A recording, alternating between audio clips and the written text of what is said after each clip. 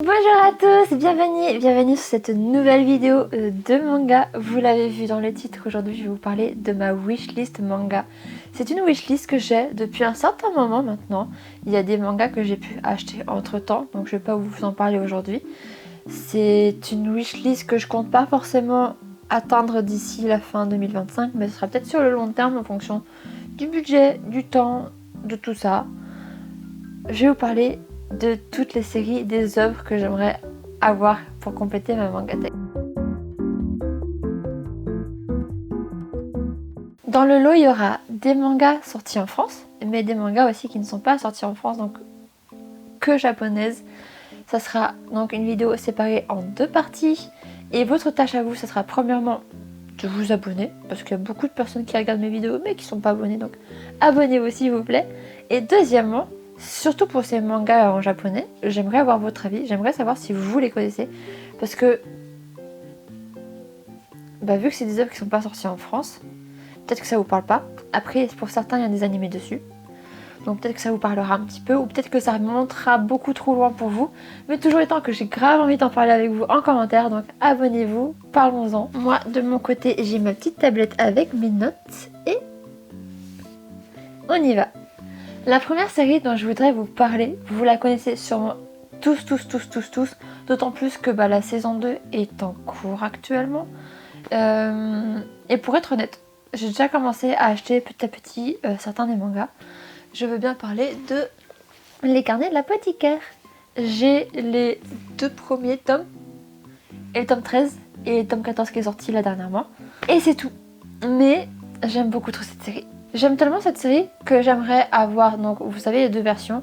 Donc j'aimerais avoir la version des Carnets de l'Apothicaire que j'ai déjà commencé à acheter, et la version des Carnets de l'Apothicaire en quête à la cour que j'aimerais aussi acheter. Et potentiellement les romans, je sais pas. On va voir. On va voir.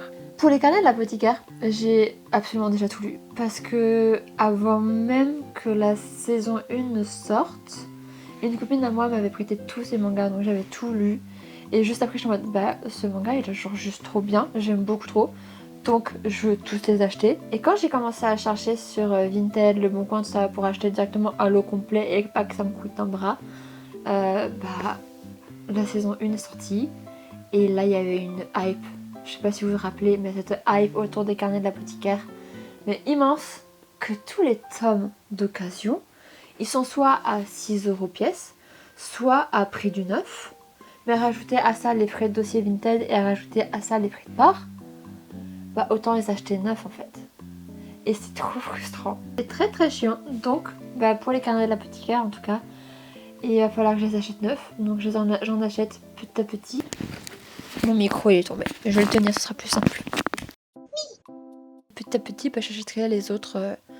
Quand je ferai des achats manga, j'ajouterai un autre tome, puis un autre tome, comme ça je pense, petit à petit, pour avoir la collection complète. Donc, Les Carnets de l'Apothicaire, c'est une des séries que je veux acheter. Je pense que peut-être parmi vous, il y en a qui connaissent pas Les Carnets de l'Apothicaire. Et dans ce cas-là, excuse-moi, tu vis dans une grotte. Genre.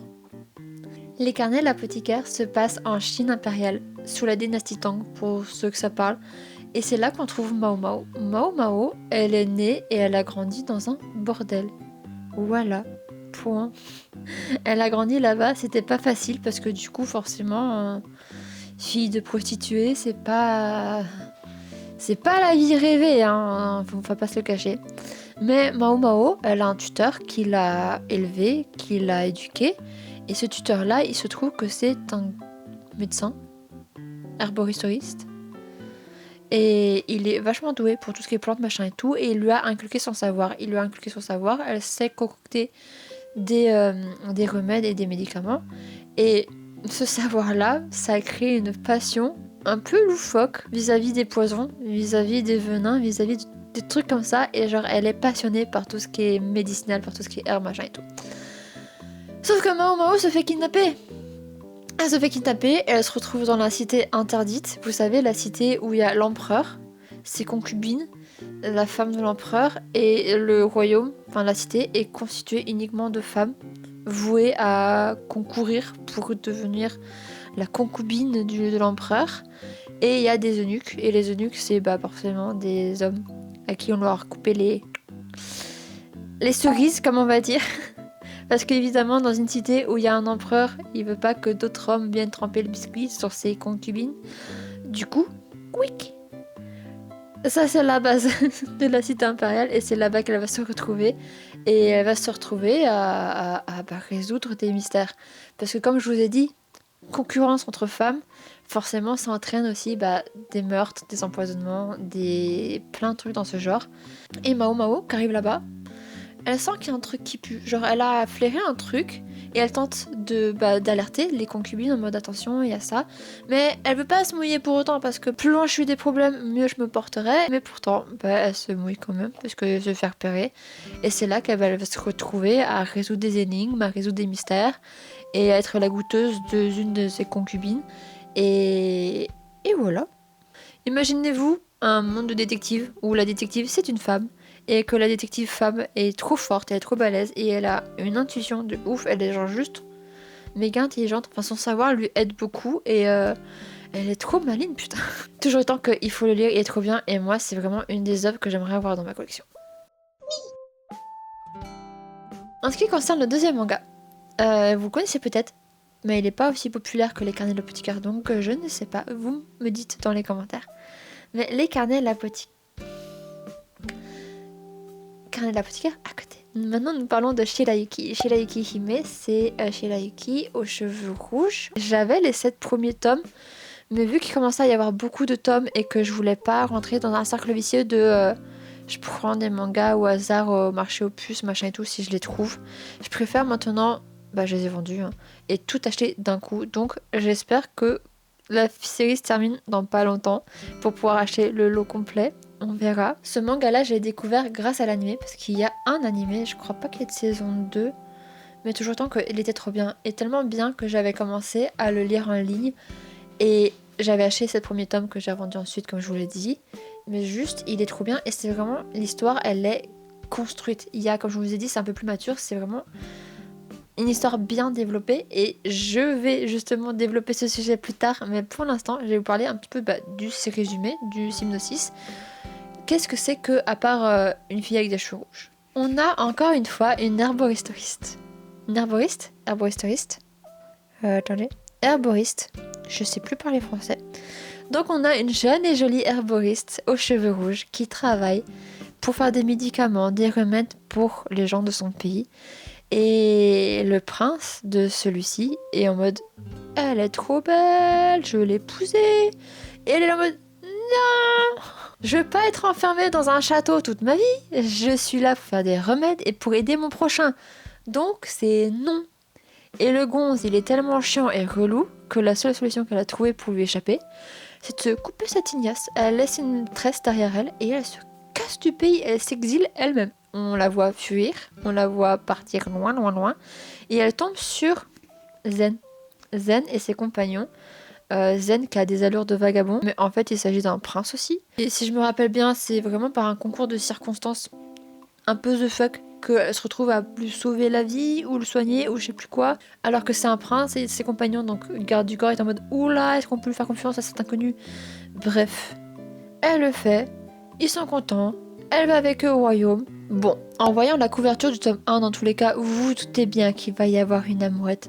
Mais c'est pas juste une histoire d'amourette, c'est vraiment une histoire, comme je vous l'ai dit, bien complète, bien construite. Chaque protagoniste ont une importance, chaque personnage ont une importance et ont un passé, ont une histoire qui est profonde et touchante. Chaque nouvelle rencontre ont une importance et viennent apporter à l'histoire. Il y a forcément un amour qui se crée au fur et à mesure des chapitres, mais ça reste un prince et comment pouvoir rester à ses côtés? C'est pas genre la petite fille ouin ouin ouin, non, elle se décarcasse pour arriver à ses fins, pouvoir prouver sa valeur auprès de la royauté pour dire lui là, je le kiffe grave, je sais que c'est un prince, mais regardez ce que je fais moi aussi.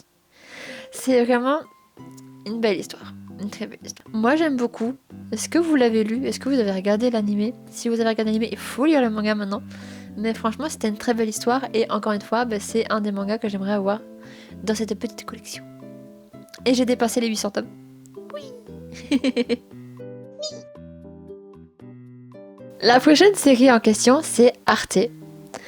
Arte, c'est donc pas l'émission documentaire, c'est un manga qui parle encore une fois d'une femme forte. Et pour le coup, on va dans l'Italie impériale, je sais pas, mais dans l'Italie d'avant, donc les années 1500. Et c'est dans cette époque-là qu'on retrouve Arte. Arte qui depuis sa tendre enfance veut devenir peintre, elle veut dessiner, elle veut faire des peintures. L'art, c'est son truc. Sauf que les femmes à cette époque, c'est vraiment juste, tu nais pour te marier et pour être la maîtresse de maison. Point, c'est tout. Elle a eu la chance d'avoir un père un peu plus ouvert d'esprit qui lui a donné des cours, qui lui a payé des cours d'art, des cours de dessin. Et elle, elle a grave kiffé et elle veut trop faire sa carrière. Sauf que, encore une fois, t'es femme, donc tu peux pas donc tu peux pas rentrer dans des écoles d'art. Tu peux pas... À cette époque-là, visiblement, c'est un peu comme ces groupes d'ateliers et d'apprentis et de maîtres. Et ces groupes-là, elle pouvait pas les intégrer parce que c'est une femme. Et donc elle était vraiment je me casse de cette maison, moi je vais devenir peintre, que tu le veuilles ou pas, maman, moi je m'en vais, je vais le faire. Et du coup, elle y va et elle toque à toutes les portes et elle se mange plein de revues parce que c'est une femme. Et aucune femme jusqu'à présent n'a été peintre, alors retourne à ta maison, retourne à tes chambres, va trouver un mari et te fais pas chier. Sauf que elle a quand même trouvé quelqu'un. Et ouais, c'est d'ailleurs la seule apprentie, mais pas grave. Au moins, elle a un endroit où travailler, où faire des petites missions. Et puis voilà, c'est grosso modo ça, l'Arte. C'est une femme forte qui est innovatrice, qui est avant-gardiste, qui veut devenir peintre dans un milieu où c'est que des hommes. C'est d'ailleurs le temps où il y avait Léonard de Vinci et Michel-Ange, pour les deux seuls que je me rappelle, parce que les autres, ça me parle un peu moins, peut-être plus à vous. Donc faudra le lire et que vous me dites. Mais toujours autant que c'est vraiment... on voit Léonard de Vinci travailler. À cette époque, 1500 et quelques, où il y a les peintres et tout. Enfin, c'est grave intéressant. Ce manga, vraiment, il est super intéressant. Notamment dans le sens où il y a une recherche. C'est pas juste on suit un life of life. C'est pas juste on suit une romance ou quoi. C'est vraiment une œuvre historique qui parle d'une période historique avec des recherches. Genre, à un moment donné, dans le manga, il y a une fille qui est blonde, mais elle est pas blonde naturellement, c'est pas de naissance, et donc elle se teint les cheveux, et il y a toute une page ou deux qui explique comment, à l'époque, 1500, on se faisait pour se teindre les cheveux, quelles étaient les possibilités avec les moyens du bord pour le faire. C'est vraiment... Enfin, moi je crois que c'est ce passage-là qui m'a foutu une claque de... Ah ouais, genre ils font pas les choses à moitié, vraiment, ils vont chercher des sources, ils font les choses bien et carrées. Tout ce qui est monument, architecture, il y a Michel-Ange qui pense à sa peinture, là, la célèbre peinture voûtée ou je sais plus quoi. Il y a tellement de trucs, c'est ultra bien, et puis l'histoire qui est derrière, où forcément elle veut devenir peintre. Forcément elle veut devenir peintre, et... Non, moi je trouve ça beau. C'est une belle histoire. Et il y a, je vous ai dit ou pas, je l'ai même pas marqué. Si, il y a 20 tomes pour l'instant. Ça commence à faire beaucoup. Mais voilà. J'avais commencé à les lire en ligne aussi et j'avais trop aimé. J'avais acheté les mangas quand j'étais au Japon, mais j'ai demandé à ma pote de les revendre parce que je crois que je m'étais arrêtée au 6-7 premiers tomes. Et autant les acheter en France vu qu'ils sont aussi en français. Voilà, donc Arte sur ma wishlist. Maintenant, on va parler d'un bon gros shonen de l'époque. Ao no Exorcist, Blue Exorcist, comme vous voulez. Moi, je préfère dire Ao no Exorcist. Personnellement, j'ai découvert... Bon, attendez, story time d'abord. La petite story time, c'est que déjà, Ao no Exorcist, c'est sorti quand j'étais au collège, du moins l'animé. C'est sorti quand j'étais au collège et j'avais reçu un magazine Japon animé, machin et tout, avec des posters dedans, dont l'un avec ce personnage-là, Mephisto. Et je le trouvais tellement laid. Et j'étais en mode, c'est quoi ce vieux gars là avec son vieux bouc habillé avec du Hello Kitty tout en rose et puis enfin, vous voyez, genre, j'aimais pas du tout le personnage. Et j'étais vraiment, non, burk quoi, je sais pas. Et un jour, je savais pas quoi regarder et je me suis dit pourquoi pas pour une fois, je vais mettre mes préjugés de côté, on va regarder How an Exorcist, qu'est-ce que ça vaut. Je lance le premier épisode. Le premier épisode qui commence avec l'opening. Et dès les premières... Je crois que c'était ça. Mais en tout cas, genre dès les premières secondes de l'opening, j'étais en mode... Oui. J'ai commencé à acheter des mangas avec mon argent de poche à l'époque. Sauf que je crois que c'est pareil, j'avais les 7 premiers tomes, puis le 10, puis le 11, puis le 14, franchement éparpillé comme ça. Et j'ai préféré le vendre sur Vinted en lot complet pour racheter tous les autres d'un coup. Sachant qu'actuellement, il y a 31 tomes. Et je pense, je suis pas sûre, j'ai cru comprendre, dites-le moi si vous confirmez ou pas. Mais apparemment, on serait proche de la fin. Apparemment. Bref, How an Exorcist, moi en tout cas, je vous l'ai dit, je suis vieille. Il y avait une hype quand j'étais au collège et donc je pense que peut-être parmi vous, là, toi derrière, il y en a peut-être un ou deux qui sont plus jeunes et qui n'ont pas connu cette hype et qui connaissent pas vraiment How an Exorcist. Qu'est-ce que How an Exorcist et pourquoi il mérite d'être vu ou lu. Nous suivons l'histoire de deux frères. Il y a Lynn et il y a Yukio. Et les deux, c'est deux frères jumeaux. Et ils ont la particularité, si je peux parler d'une particularité, que leur père, c'est Satan. C'est Satan. Mais ils vivent sur Terre. Ils vivent au Japon. Ils ont grandi pas avec Satan, parce que Satan, il est dans le pays des démons. Et eux n'ont aucune connaissance de leurs origines. Ils ont tous les deux grandi avec un tuteur qui est un prêtre, qui les a élevés, qui les a éduqués comme si c'était ses propres enfants. Vraiment, petite famille incroyable.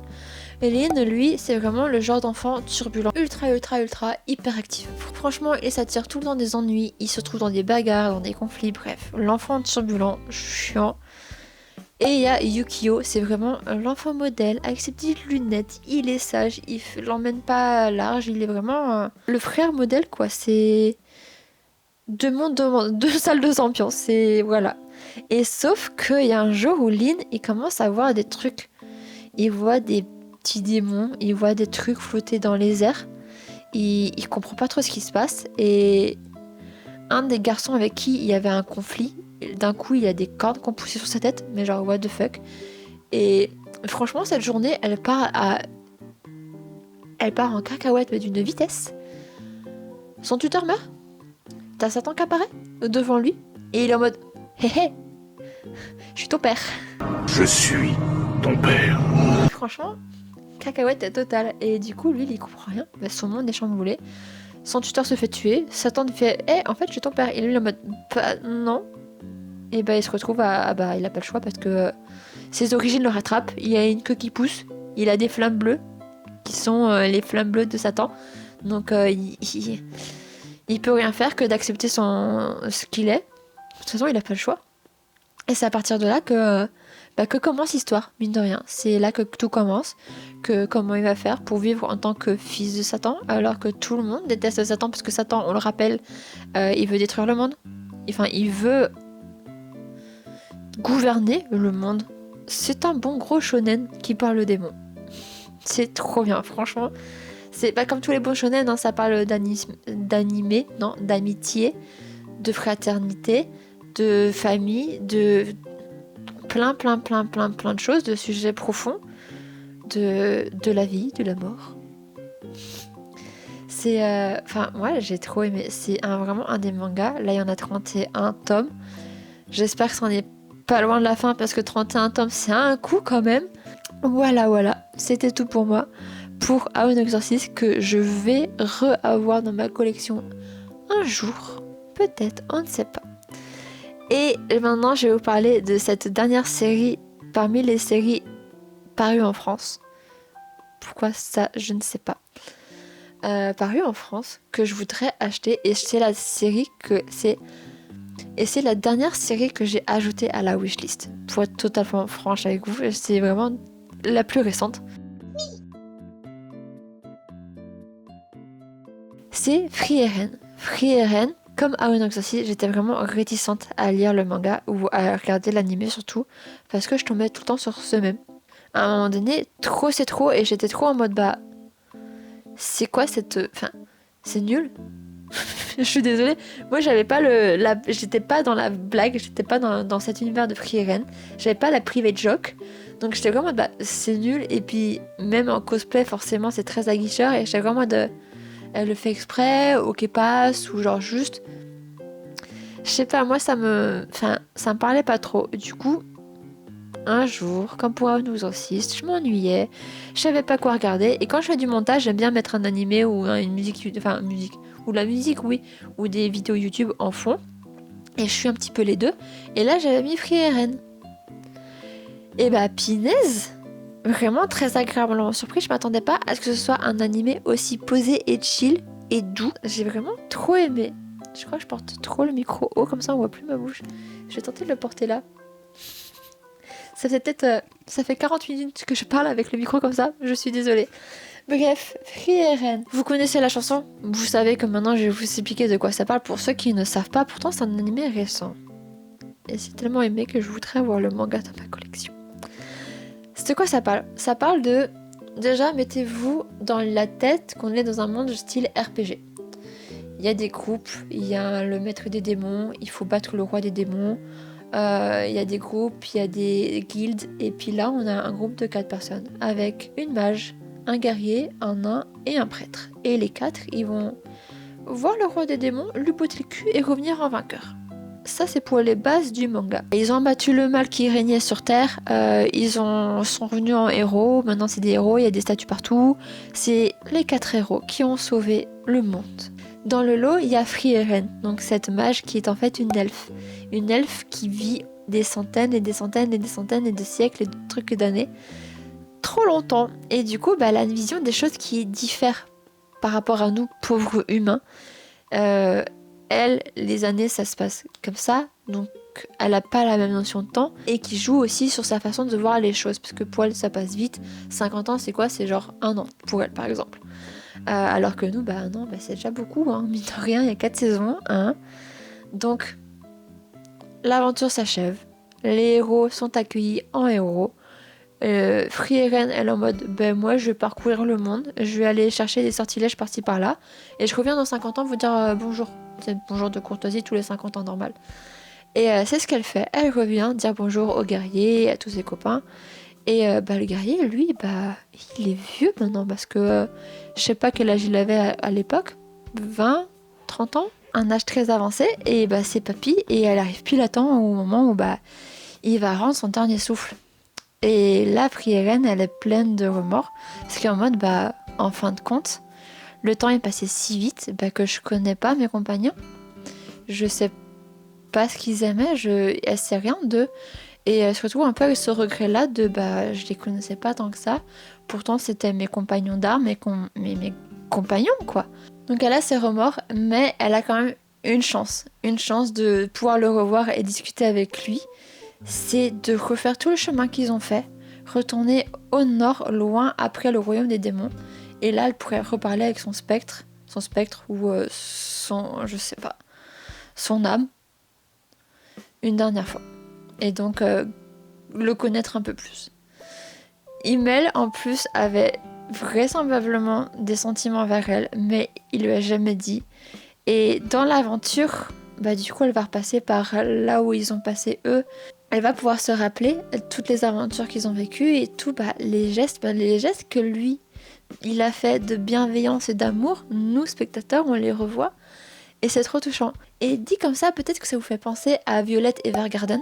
Ça y fait penser, mais c'est pas ça dans le sens où Himmel, lui, il a pas dit je t'aime. Donc là, c'est pas une quête à qu'est-ce que veut dire je t'aime, c'est une quête à qui il était, quel était mon compagnon et je veux le revoir et je veux leur parler une dernière fois. Voilà, c'est très beau, c'est vraiment une très belle histoire et c'est vraiment plein de douceur et plein de bienveillance et c'est très beau. En partant à l'aventure, justement, dans cette nouvelle aventure, elle prend sous son aile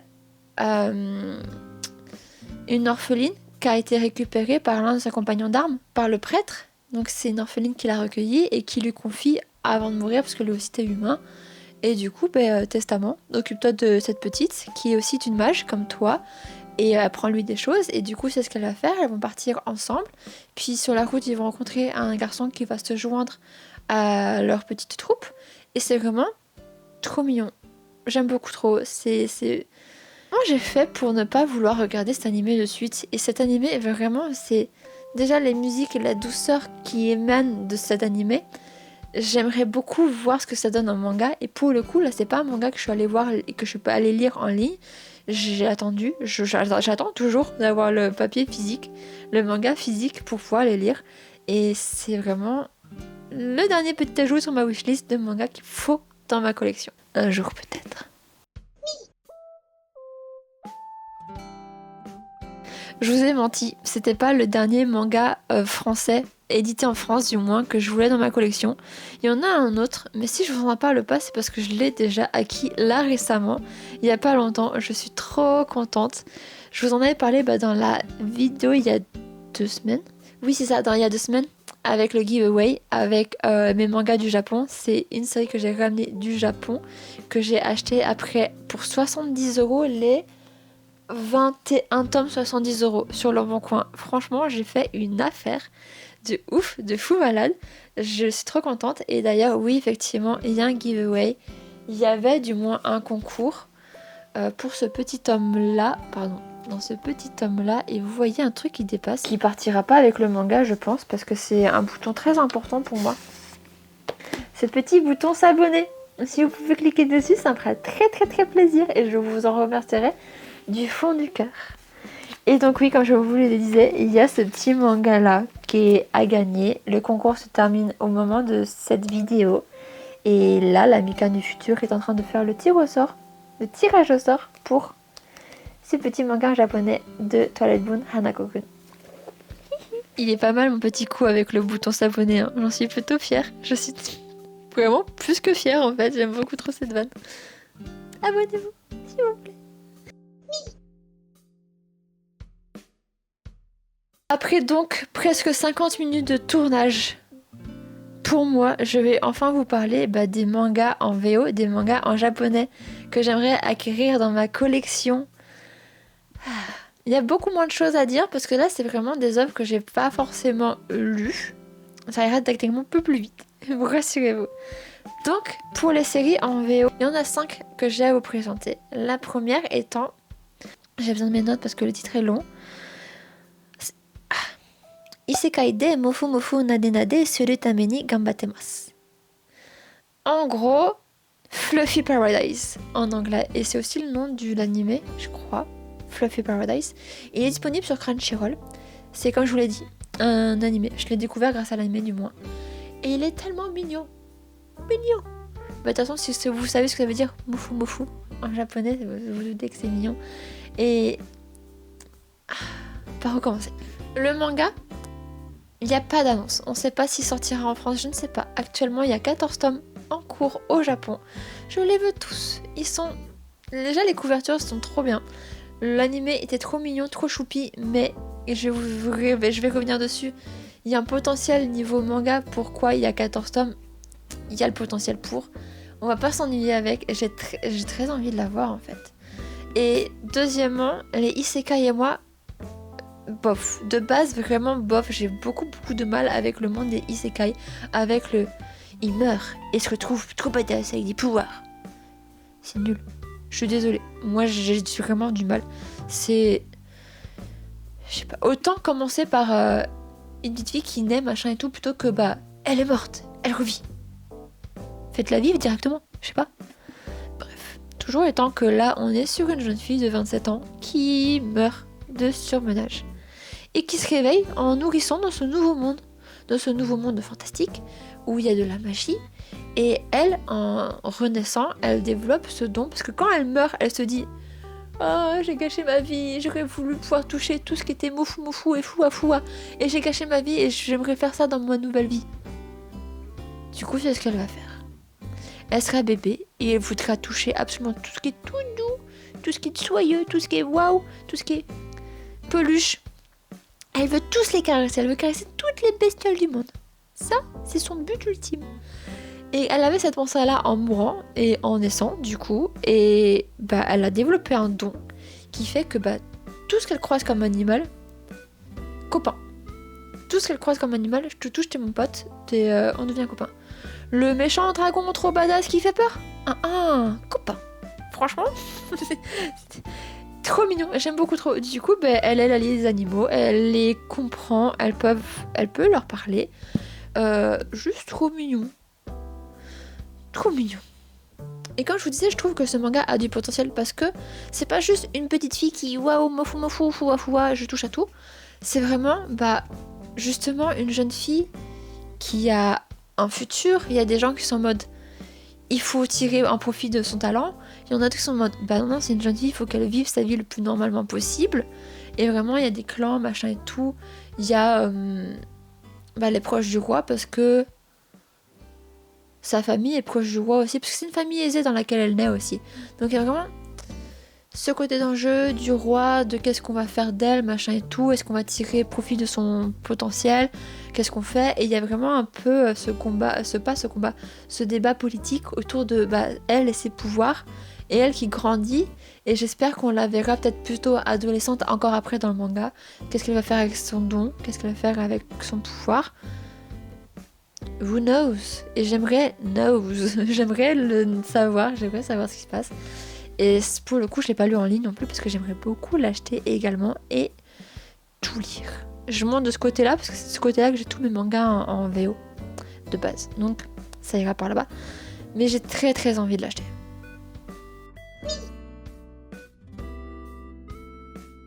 Le deuxième manga que je vais vous présenter en VO, il est mignon, mais 2 fois plus mignon.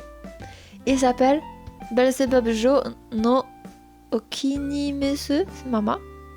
Belzebub Jo Okinimezu Mama.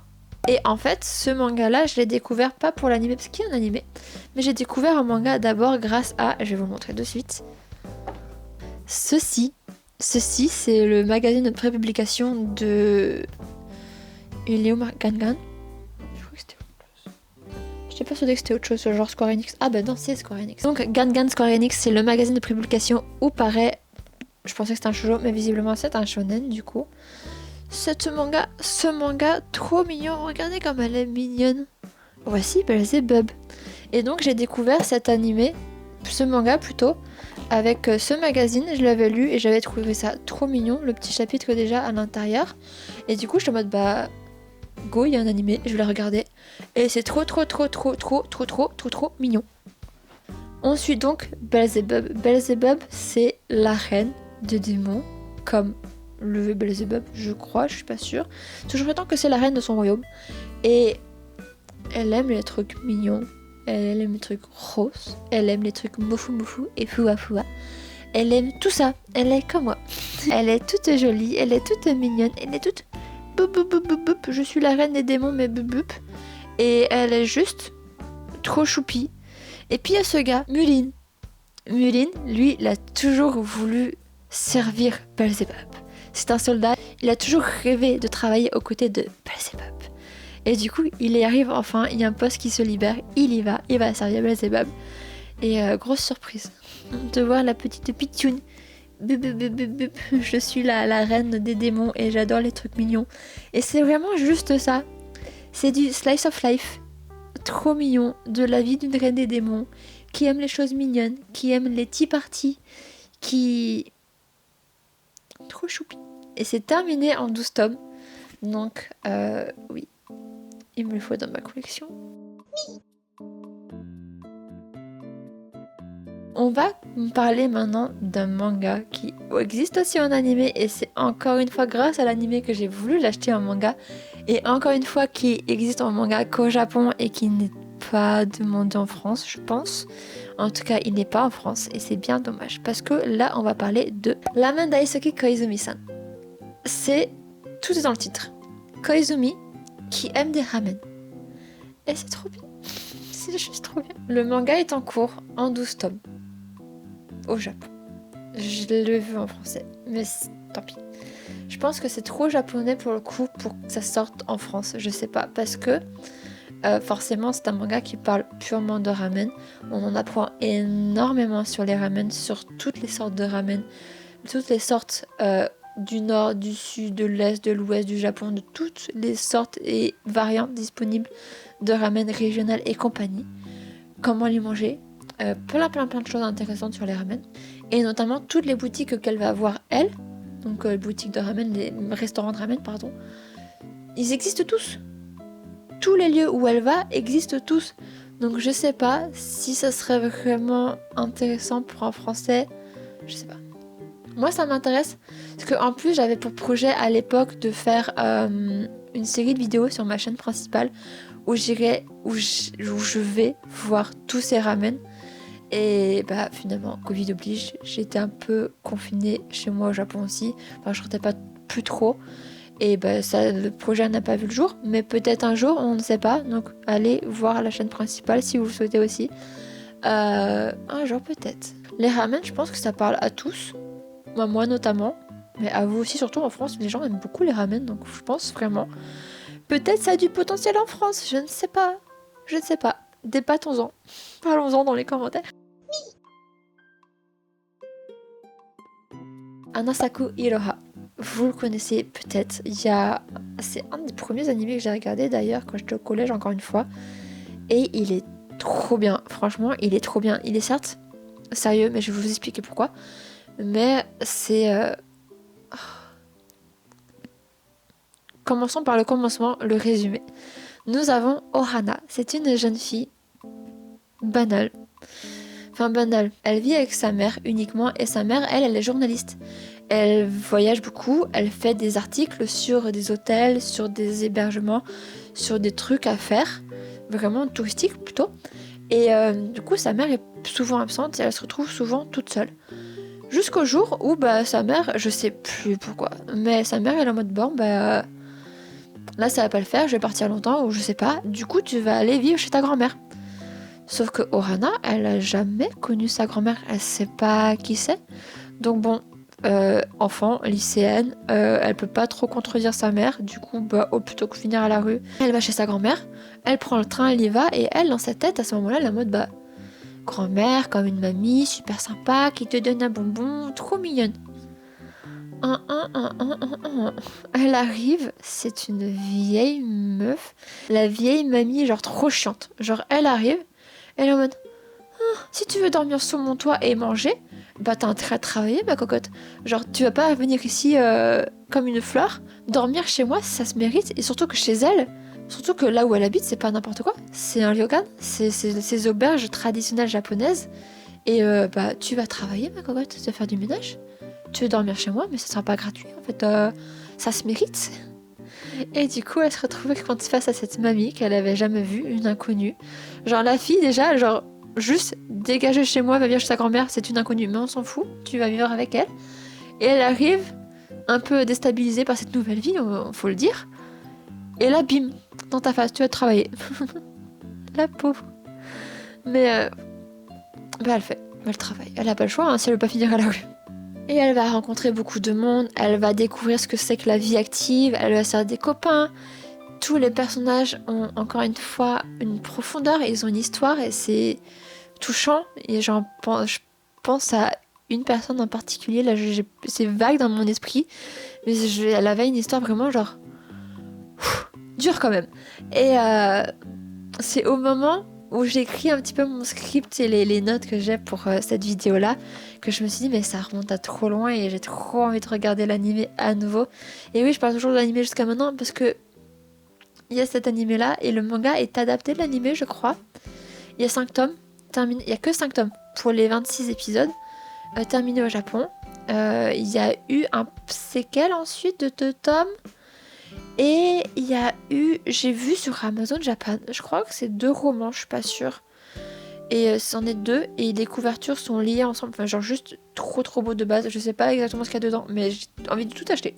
Que ce soit le manga, le séquel et ces espèces de romans, je veux tout prendre. Donc j'aurai ça un jour, c'est dans ma wishlist. Et non, j'aime beaucoup trop cet univers-là. Quand ça parle de vie, parce que quand ça parle de la vie tout simplement, de la vie c'est dur, la vie c'est le boulot, et la vie c'est pas juste ouin tu vois.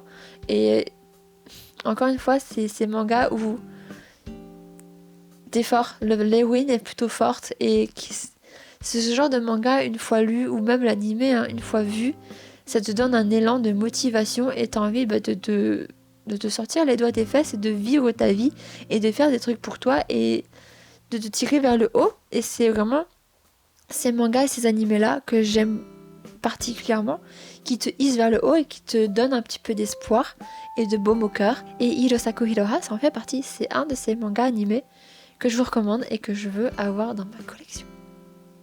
Voilà. Si ce n'est pas beau tout ça. Et on va finir sur un dernier manga. Un dernier manga qui est fini, lui, en 11 tomes. C'est un manga qui est, encore une fois, trop bien. Et là, pour le coup, je ne l'ai pas découvert grâce à un animé. J'ai découvert grâce à cette musique que vous connaissez peut-être déjà. Et cette musique-là, c'est l'ending du drama qui a lieu sur ce manga-là. Et le drama était trop bien. Donc je suis vraiment pas ce genre de personne qui regarde beaucoup de drama. De temps en temps, ça m'arrive. Et celui-là, pépite de chez pépite. Genre j'ai trop aimé, j'ai tellement aimé que je suis en mode mais me le faut un manga. Genre il y a le manga, ok d'accord, dans ma collection directe, je le veux trop. Nigeru wa Hajidaga Yakunitatsu. Et en gros, ça voudrait dire, si je fais pas une traduction littéraire, mais une traduction du sens de la phrase, on est plus sur du ok, c'est chiant de fuir, mais c'est plutôt pratique. Je m'explique. En fait, on a, comment elle s'appelle ? Mikuri. Mikuri, c'est une jeune femme de 25 ans. Franchement, c'est une femme, elle est jeune, mais perdue dans sa vie. Elle sait vraiment pas ce qu'elle veut faire de sa vie. Du coup, elle est là, malgré ses diplômes, à enchaîner petit boulot sur petit boulot sur petit boulot. Et là, le petit boulot qu'elle fait actuellement, c'est elle va chez Tsuzaki faire des petits ménages. Et ce mec, c'est un salariman. Et c'est en faisant des ménages chez lui qu'elle se rend compte surtout que c'est ce qu'elle veut faire. Genre son métier de salariman, ça concorde avec ses diplômes, sa formation. On m'appelle. 2 hours later. J'ai eu une petite urgence, j'ai dû m'absenter et il fait un peu plus sombre, mais ça a l'air d'aller au retour caméra. Donc, j'en étais où moi dans l'histoire ? Elle a trouvé un boulot avec Tsuzaki, là où elle a découvert son métier et qui était passionnant par rapport à ses qualifications, que ça concordait et c'est vraiment, elle a découvert sa nouvelle passion, ce qu'elle voulait vraiment faire. Et du coup, elle s'est dit, je vais faire ça. Sauf que, au même moment, ses parents chez qui elle vit, parce qu'elle cumule petit boulot plus sur petit boulot, elle peut pas avoir de loyer, elle peut pas avoir d'appartement elle-même. Donc elle vit encore chez papa-maman. Et ses parents ont décidé d'aller vivre dans la cambrousse. Mais si elle les suit, parce qu'elle n'aurait pas d'autre choix que de les suivre, elle va se retrouver dans la cambrousse à ne pas savoir quoi faire et à faire une croix sur cette nouvelle carrière qu'elle venait de se retrouver. Et donc, qu'est-ce qu'elle peut faire pour trouver une excuse valable pour rester là, mais sachant qu'elle n'a pas vraiment d'argent pour pouvoir se payer un loyer? Comment à tes souhaits, mon chat. Du coup, ce qu'elle va faire, ce qu'elle a fait, c'est qu'elle a dit à ses parents, je suis désolée, je peux pas vous suivre, j'ai un petit ami et je vais emménager avec lui. Le petit ami en question, c'est Tsuzaki. Et Tsuzaki, ça l'arrange bien parce que du coup, sa femme de ménage, elle est H24 là-bas et du coup, nice. Genre, pas besoin de faire de ménage. Tout simplement. Voilà, ça arrange les deux. Pratique. Donc à partir de là, il va y avoir cette cohabitation un peu maladroite, un peu timide, parce que lui, il est célibataire. Il l'a toujours été, donc c'est un peu, I don't know woman. Je ne sais pas. Elle en mode, je fais des ménages, mais je veux faire ma carrière aussi. Il y a cette proximité forcée entre les deux aussi. Donc, est-ce qu'il va y avoir quelque chose entre les deux ? Ou est-ce qu'au contraire, ils vont finir par trouver l'âme sœur et naturellement split et elle faire sa carrière et tout dit quanti ? Le drama, il est hilarant. Franchement, parce que justement, il y a cette proximité forcée, maladroite. Et il y a les collègues, et il y a le travail, et les potes. Et du coup, je crois que il y a un truc de style, ils ont dit aux parents qu'ils allaient habiter ensemble, mais aux collègues, ils se cachent. Je sais plus trop. Mais il y avait un truc loufoque comme ça qui était trop marrant. C'est juste trop fun. Trop fun. C'était plus seinen ou josei, je dirais, que shonen ou shoujo. C'est plus pour un public mature comme moi, trentenaire. Et il est trop fun. J'aime beaucoup trop. C'est des sujets qui me parlent. C'est pas genre ouin mon chéri, j'ai 17 ans. Non. Là, on parle de 27 ans. Et je sais plus combien il a, Yatsu. Mais trop drôle. Et moi, je le recommande. Et j'ai tellement kiffé, comme je vous l'ai dit, que je le voulais en manga. Je le veux toujours, je l'ai toujours pas. Et un jour, peut-être, quand j'irai au Japon pour celui-ci, je pourrais éventuellement l'avoir. Mais enfin voilà, ça conclut cette longue vidéo. Encore une fois, je fais que des vidéos longues en ce moment. J'espère que ça vous dérange pas. Dites-le moi en commentaire si ça vous dérange, si vous souhaitez des vidéos plus courtes ou cette longueur de vidéo, ça vous va. Dites-moi tout, parlons-en de tous les mangas que je vous ai cités. S'il y a des choses qui vous intéressent, s'il y a des mangas en VO que vous voulez avoir en VF, parlons-en. Vraiment, j'attends que ça, je réponds à tous les commentaires. Le giveaway aussi c'est terminé, mais ça sera pas le dernier, rassurez-vous. Voilà. Sur ce, moi je vous dis à la semaine prochaine. Je vous fais de gros bisous. Bonne soirée, bonne journée, bonne matinée, bonne journée, tout ce que vous voulez. Bye bye. Lamen. Mais pourquoi j'ai un accent bizarre moi? Lamen daisuki kaizime. Pourquoi j'ai un accent alsacien quand je veux parler en japonais?